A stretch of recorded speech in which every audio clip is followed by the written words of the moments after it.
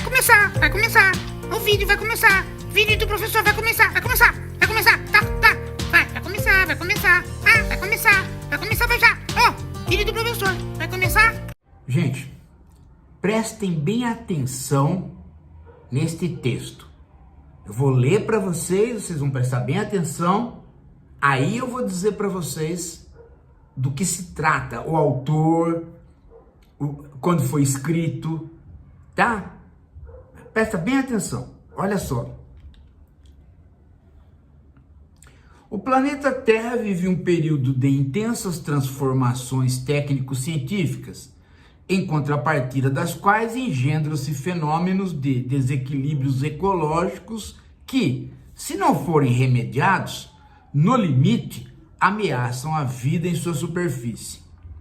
Paralelamente a tais perturbações, os modos de vida humanos, individuais e coletivos, evoluem no sentido de uma progressiva deterioração.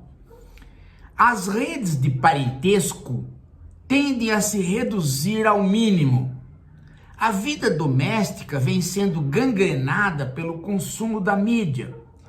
A vida conjugal e familiar se encontra frequentemente ossificada por uma espécie de padronização dos comportamentos. As relações de vizinhança estão geralmente reduzidas à sua mais pobre expressão. É a relação da subjetividade com a exterioridade, seja ela social, vegetal, cósmica, animal, que se encontra assim comprometida numa espécie de movimento geral de implosão e infantilização regressiva. A alteridade tende a perder toda a aspereza. O turismo, por exemplo, se resume quase sempre a uma viagem sem sair do lugar, no seio das mesmas redundâncias de imagens e de comportamento. As formações políticas e as instâncias executivas parecem totalmente incapazes de apreender esta problemática no conjunto das suas implicações. Apesar de estarem começando a tomar uma consciência parcial dos perigos mais evidentes que ameaçam o meio ambiente natural de nossas sociedades, elas geralmente se contentam em abordar o campo dos danos industriais e, ainda assim, unicamente numa perspectiva tecnocrática, ao passo que só uma articulação ético-política, a que chamo ecosofia, entre os três registros ecológicos, do meio ambiente, das relações sociais e da subjetividade humana, é que poderia esclarecer convenientemente tais questões. Gostaram? Vocês pensam que quem que é? O Rodolfo Salme escrevendo ou falando no... Vocês já assinaram o canal do Rodolfo Salme? Assinem. Vocês vão ver que, né? Pode ser ele, né? Mas não é uma coisa super atual. O cara tá falando de hoje, não tá? Quem que é essa pessoa que tá falando de hoje? Vocês prestaram atenção? Quem que é? É o Guattari. Sim, o parceiro do Deleuze, filósofo francês, já falecido. Sabe quando ele escreveu isso? 1989. Década de 90 e 2 décadas mais 5 anos do século 21. Passou muito rápido, não é? Tudo que ele falou só se aprofundou. As instâncias políticas que ele diz que não davam conta, também não dão conta. O interessante de notar, gente, que logo em seguida vem uma tentativa de prognóstico. Eu vou ler para vocês. Agora vem a questão. Olha só.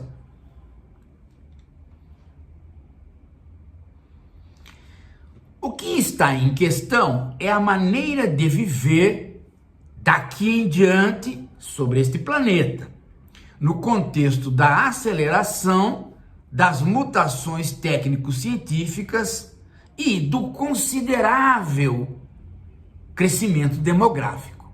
Perfeito. Em função do contínuo desenvolvimento do trabalho maquínico, redobrado pela revolução informática, as forças produtivas vão tornar disponível uma quantidade cada vez maior do tempo de atividade humana potencial. Mas com que finalidade? A do desemprego, da marginalidade, da solidão, da ociosidade, da angústia, da neurose, ou da cultura da criação, da pesquisa, da reinvenção do meio ambiente, do reenriquecimento dos modos de vida e da sensibilidade. Qual caminho vai ser pego? A pergunta vale, mas o prognóstico tem um elemento completamente falso, que é verdadeiro no conjunto de um espectro maior, mas falso em relação ao futuro imediato. O que é o falso aí? O que não deu certo? Esta parte aqui, ó. Embora ele tenha alertado para a palavra potencial. Olha aqui, ó, né? Em função do contínuo desenvolvimento do trabalho maquínico redobrado pela revolução da informática, as forças produtivas vão tornar disponível uma quantidade cada vez maior do tempo de atividade humana potencial. Isso não aconteceu. Aconteceu potencialmente. Efetivamente não aconteceu. A revolução da informática trouxe uma intensividade do trabalho, uma indistinção entre lazer e trabalho, o trabalho em home office e o entretenimento como se fosse trabalho, ou sendo trabalho. Aí que está o ponto. Nós não ficamos com mais tempo para nós mesmos. Nós ficamos com mais tempo para um nós mesmos, que é criação midiática. O nós mesmos, quando a gente diz, eu estou cuidando de mim, eu estou voltado para mim, eu não sou um narcisista, mas estou agora curtindo a mim mesmo. Eu quero mais coisas para me realizar. Eu quero ser tratado assim, assado. Tudo isso que pressupõe mais tempo não tem mais tempo, porque tudo isso é feito no aparente mais tempo que você tem. Mas você não está tendo tempo, porque você está trabalhando muito mais intensivamente e num tempo maior do que você estava. É que esta relação aqui, ó, onde você não existe mais o off e o on, porque todo mundo se integrou ao on, que é na verdade a própria vida, dado que a mídia não tem mais um delay, não acontece uma coisa e passa na mídia, a mídia e o acontecimento se fundem. Então isso faz com que o tempo todo você esteja trabalhando. E mesmo quando você está sob lazer, você está trabalhando aperfeiçoando a inteligência artificial e os algoritmos associados a ela das máquinas com as quais você se relaciona. Do Uber, que você pega e que localiza você, da localização do mapa, do pedido do iFood, da maneira como você fica atento para os e-mails e para a live de serviços que você não tem, mas que você quer ter, e de entretenimentos todos eles, que são ou trabalho direto ou indireto, por conta da sua interação com a máquina. Você está sempre servindo a alguém por trabalho contratado ou não. Todas as estatísticas mostram que o sono diminuiu. E todas as estatísticas mostram que o imperador do mundo se chama Zolpidem. Você toma energético de dia, de noite Zolpidem. Eu tô assim, ou pelo menos estava até pouco tempo. Você está assim, um monte de gente está assim. Então, é interessante que este prognóstico não se realizou, mas a pergunta relativa a este prognóstico ainda é válida.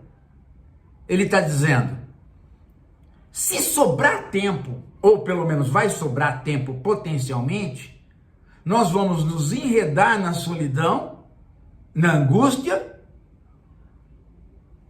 ou nós vamos usar esse mais tempo para a criação, para a pesquisa. O fato é que esta questão ainda vale, porém ela está permeada pela falta de tempo e pela não clareza nossa em relação a como é que funciona a nossa mídia atual. Ou seja, esta maquininha aqui, que faz com que neste momento eu converse com você e ache que não é um trabalho, estamos só conversando. Sacaram? Entenderam que o problema, gente, é a formação da subjetividade, cujos problemas relativos a ela são os mesmos de 89, num grau aprofundado. Só um problema não está percebido em 89, porque a internet se populariza em 95. Qual é? Exatamente esse problema que nós estamos vivendo agora, neste momento. Que é a nossa interação entre nós e a máquina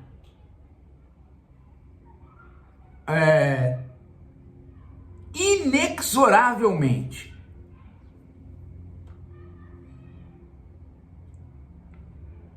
A máquina transformou não a nossa subjetividade, ela transformou a subjetividade do século. Aquilo que a gente chama de o subjetivo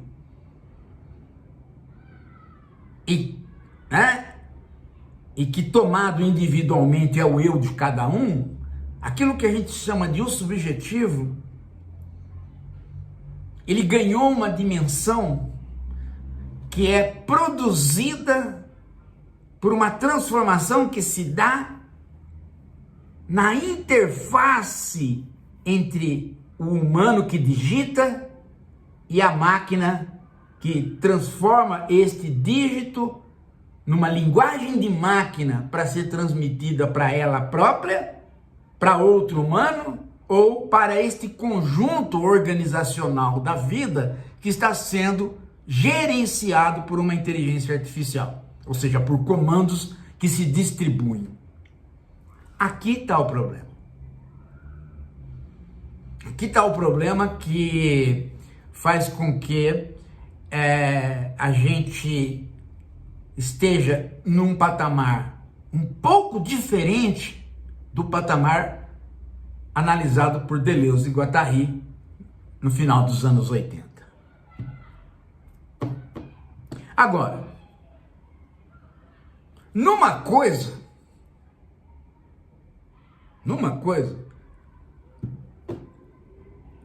nós temos que ficar atentos em relação a Deleuze e Guattari. Qual? É que naquela época, nos anos 60, 70 e 80, Deleuze e Guattari vinham insistindo com uma ideia bem geral de que talvez a gente tenha que pensar a cosmologia nossa não a partir de um desejo que é falta, mas de um desejo que é produção. Eu acho que essa é a grande contribuição para os tempos vindouros a partir de Deleuze e Guattari. Que quando você fala em desejo, desde o Platão, você tem a ideia que alguém deseja aquilo que não tem. Portanto, desejo é sempre falta.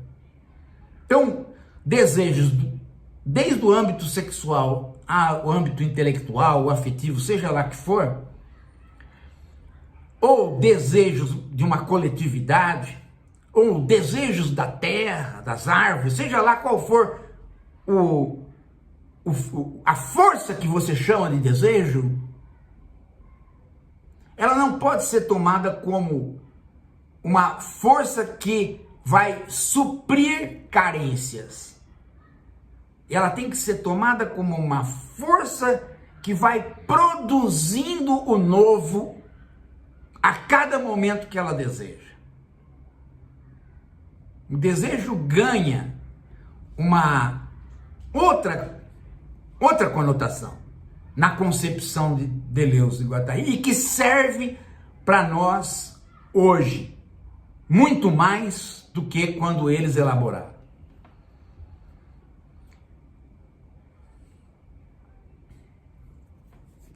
De que maneira? Por que o desejo não pode ser só visto como carência? Ele tem que ser visto como produção. Porque todas as vezes que há um fio de desejo passando pela terra, seja de onde ele vem, seja lá de onde ele vem, se é de um milharal, se é de uma consciência humana, se é de um povo, sabe-se lá de onde ele vem. Essa força cósmica é alguma coisa que, ao ser desejante, vai enredando uma série de outras coisas. Enredando e produzindo, produzindo e enredando. Quando se quer, neste ato de querer, se produziu algo novo. Não é um ato de querer só o ato de querer individual humano, é o ato de querer cósmico. Quando se deseja, esse desejo, ao estar desejante, já está produzindo algo novo. Ele não está em função de suprir algo que inexiste, ele está em função de ser uma fábrica. Uma profusão de coisas novas. Vocês já repararam isso ou ainda não? É?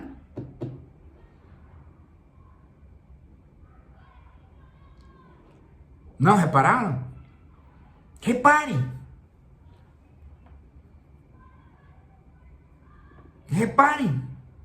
Prestem atenção nas forças cósmicas chamadas, que você pode chamar de desejo, de querer. Como elas atravessam cada lugar que você está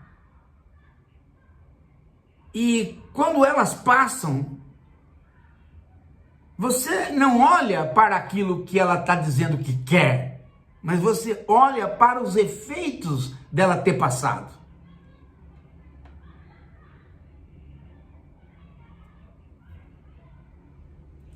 Veja a guerra da Ucrânia. O que a Rússia quer? O desejo da Rússia pouco importa, né? A esta altura do campeonato. O que a Ucrânia quer? O desejo da Ucrânia pouco importa. Mas o desejo de ambos, que agora a gente já nem sabe mais qual é, né? Veja o que foi produzido. Foi produzido uma nova geopolítica, foi produzido uma nova rearmamento da Europa, foi produzido um novo relacionamento entre Ocidente e Oriente, foi produzido inclusive um novo perfil para o presidente dos Estados Unidos.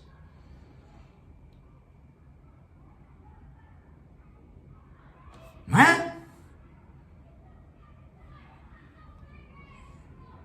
Todas as vezes que você quiser, ou alguém quiser, ou um coelho quiser, ou uma plantação de abacate quiser, ou um vulcão quiser, saiba, o desejo foi posto em movimento e as produções por onde o desejo está caminhando como força já estão acontecendo.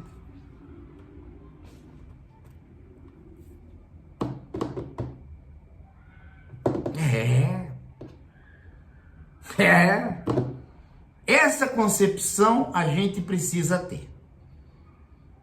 Porque com ela nós vamos formar uma narrativa melhor, eu acredito, para responder essas questões postas em 89 pelo Guattari. Porque o problema todo, gente, é que com a concepção velha de desejo como falta, a gente fica esperando o desejo passar e procurando o que ele quer suprir. E se esquece de que quando ele passa, quando ele se efetiva, ele já produziu um outro mundo.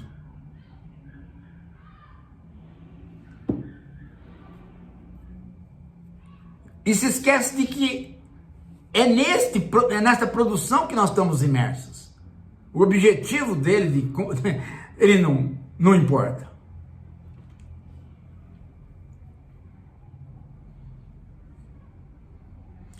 Quer que eu traga um exemplo para a vida individual? Vamos trazer um exemplo para a vida individual, onde o desejo é bem parecido com esse desejo do senso comum que você tem aí na sua casa, que é o seu desejo.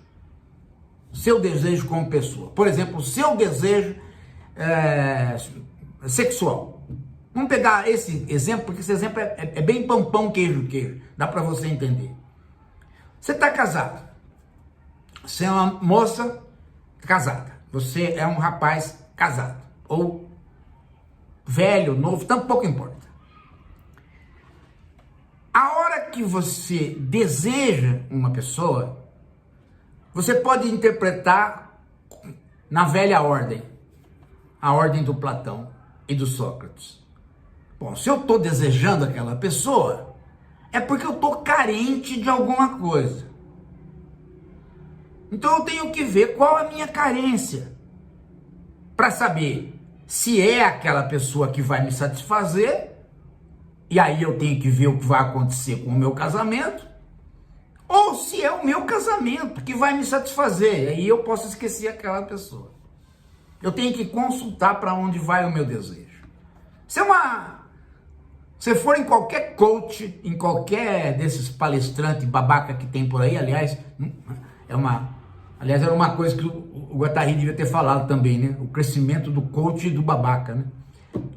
Eles vão falar, agora você tem que ver, né? Para que lado você vai. Não! Por quê? Porque a hora que você desejou, tudo já mudou. Você já produziu uma série de questões. Primeiro, é muito provável que ao desejar, todo o seu comportamento do olhar, do tocar, do beijar, do falar, do ler, do não ler, já mudou. E, portanto, quem está vivendo com você também já mudou. É provável que no trabalho a sua produtividade já tenha mudado. E é muito provável que aquele que é o objeto do seu desejo já esteja mudado por saber que ele é o resultado de um olhar.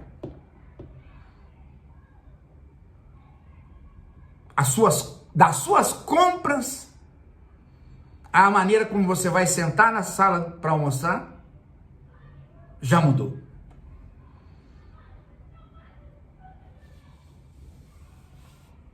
Já há uma produção de objetos, de circunstâncias, de comportamentos, de afetos, de palavras, de leituras, de buscas que já estão povoando o seu mundo material e espiritual. O desejo passou e ele já produziu um novo mundo. Muitas vezes a gente fala assim, aí a sua esposa percebeu, né, que você estava desejando a outra e falou para você. E você nem sabia que estava. Mas ela cantou a jogada e aí foi profecia realizada, né? Você acabou divorciando para ir atrás da outra. Tem muito isso, né? Mas não é assim. Essa é a impressão que a gente tem quando a gente julga as coisas pelo paradigma platônico.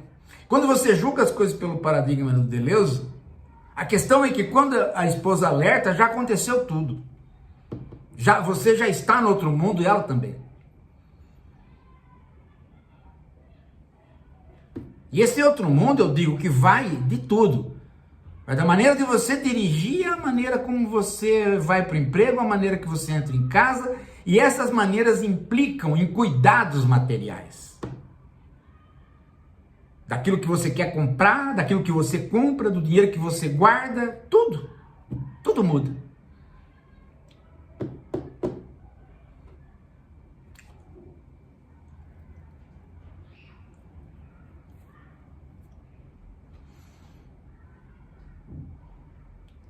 A outra pessoa que recebe o desejo, pouco importa.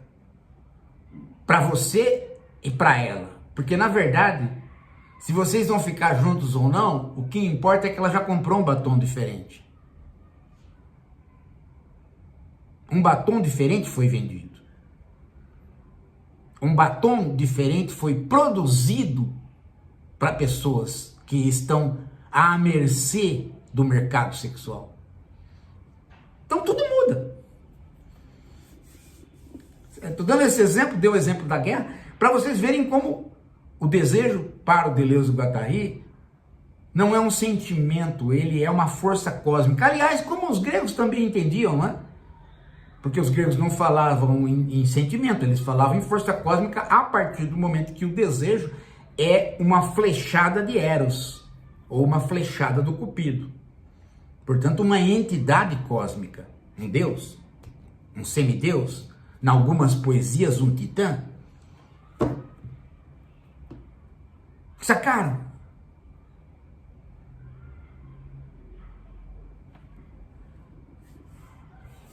Eu fiz um vídeo, gente, explicando mais ou menos a mesma coisa, mas o exemplo que eu dei é o desejo de se fazer macho, que transformou o Bolsonaro no desejo de ser um golpista e ao mesmo tempo não ser, e que criou um simulacro de golpe, que é o real, tanto é o real que ele vai ser condenado por isso.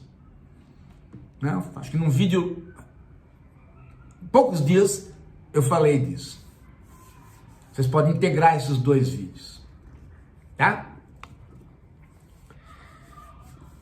Gente, eu quero ver se eu dou umas aulas, né? Além de completar o curso do Freud, que faltam 1 ou 2 aulas, eu quero ver se eu começo umas aulas sobre o Agamben. Mas eu tô com dificuldade de fazer isso, porque eu precisaria estar aberto aqui o texto que eu fiz do Agamben para ir acompanhando com vocês, né? E eu tô com um óculos muito ruim, não tenho dinheiro para fazer outro, então estou esperando eu ver se eu consigo um dinheiro para fazer outro, e aí eu consigo então trabalhar com vocês, porque do jeito que tá, essa coisa aqui, que já tem não sei quantos anos, não tá funcionando de jeito nenhum, tá tudo estragado, e tá um absurdo, um óculos, um absurdo, obviamente não para todo mundo, mas para professor, no meu caso, tá uma coisa que vai ter que esperar um pouco. Então estou esperando adquirir esse óculos aí, logo eu já preparo o Agamben para vocês, tá? Eu tenho uma série de coisas que eu preciso fazer aí, dessas pequenas coisas, né? Mas precisa esperar ver se passa um anjo e diz: professor, o senhor foi agraciado o governo vai pagar não sei quanto a mais só para professores como o senhor, aposentados, né? Eu tenho certeza que isso vai acontecer, né? Vai acontecer. Daqui a pouco a gente volta.